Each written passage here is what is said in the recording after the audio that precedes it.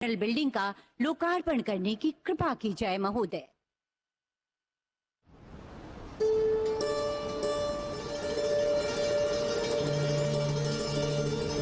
और द्वीप समूह स्वतंत्रता संग्राम की तपोस्थली, संकल्प स्थली, जो राष्ट्रभक्त नेताजी सुभाष चंद्र बोस, वीर सावरकर एवं अन्य स्वतंत्रता सेनानियों के अदम्य साहस और योगदान की कहानी दोहराते हैं। ये भारत की सामरिक सहयोग और समन्वय का प्रमुख केंद्र भी है। पिछले 9 वर्षों में अंडमान व निकोबार द्वीप समूहों के चहुमुखी विकास हेतु आधारभूत अवसंरचनाओं का निर्माण किया गया है।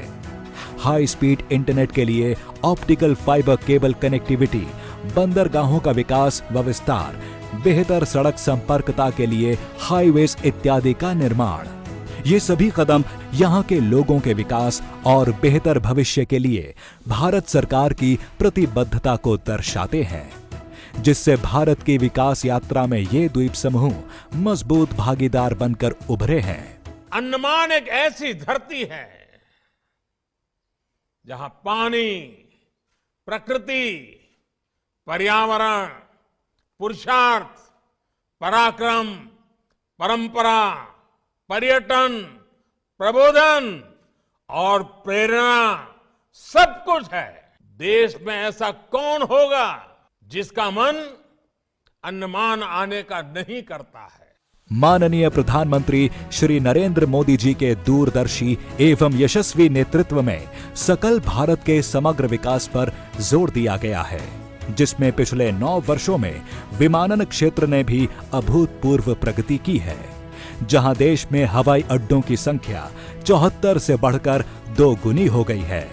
वहीं क्षेत्रीय संपर्कता योजना उड़ान के अंतर्गत भी आज देश के टियर 2 एवं टियर 3 शहरों में रहने वाला सामान्य जन भी हवाई यात्रा से देश विदेश से जुड़ गया है। इसी दिशा में अंडमान और निकोबार में यात्री यातायात में निरंतर हो रही वृद्धि को देखते हुए लगभग 800 करोड़ रुपए की लागत से पोर्ट ब्लेयर के वीर सावरकर अंतर्राष्ट्रीय हवाई अड्डे का उन्नयन किया गया है, जिसमें नए टर्मिनल भवन का निर्माण एवं एप्रन का विकास शामिल है। लगभग 41,000 वर्ग मीटर में बना हवाई अड्डे का ये नया टर्मिनल भवन व्यस्ततम समय में 1200 यात्रियों को सेवा प्रदान करने में सक्षम है, जो कि वर्तमान की क्षमता से 6 गुना अधिक है। वह प्रतिवर्ष 50 लाख यात्रियों को सुविधाएं प्रदान करने में सक्षम है।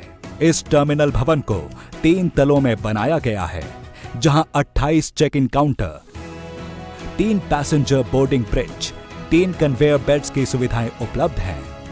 साथ ही नए विकसित एप्रन से पोर्ट ब्लेयर हवाई अड्डे में अब 6 से बढ़कर 10 विमानों की पार्किंग की सुविधा होगी।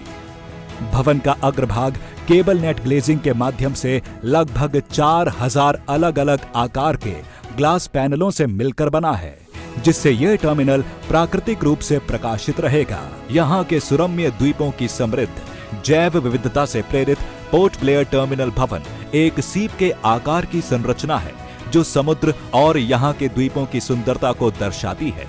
ये टर्मिनल भवन विभिन्न प्रकार की चित्रकलाओं से सुसज्जित है, जो इस द्वीप की संस्कृति, जीवन शैली, वनस्पति और जीव जंतुओं को दर्शाते हैं।